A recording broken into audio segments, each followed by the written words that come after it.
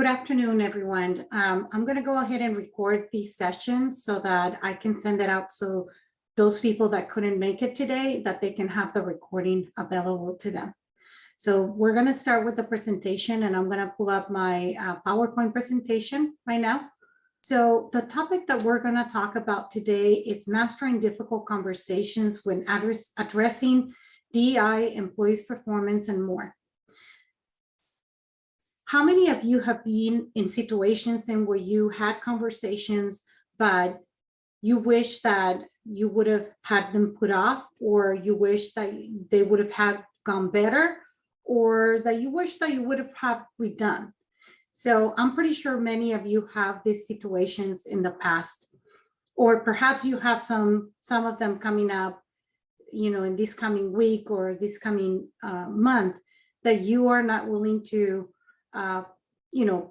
put up with, or you're thinking about how can I just erase that out of my calendar or not have it, right? So, there's a lot of us, dealing with those type of situations, and where we have, conversations that we want to put off. And some of these could be, you have someone that is not performing well at work and you need to give a performance evaluation.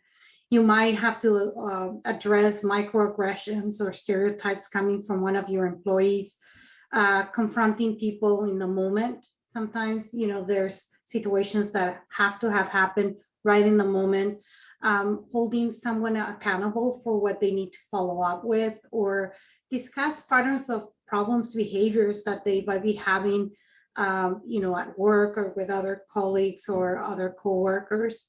So, sometimes, you might be in situations where you're feeling discounted or disrespected, and that's something that you would like to address with somebody, and you're putting off, that type of conversations. Or sometimes finding where do you stand with somebody, because you might not be able to read that person's ways of being, right? Or maybe asking for assistance, or you failed on something and you need to have that type of conversation. So the reality is that when there's two people, there's always space for conflict or difficult conversations. And that is part of nature.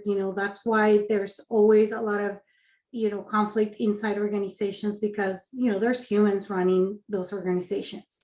And just like everyone, no such a brain is the same, no such a person is the same, and there will always be different perceptions, different ways of seeing things, and from that standpoint, a lot of difficult conversations can arise.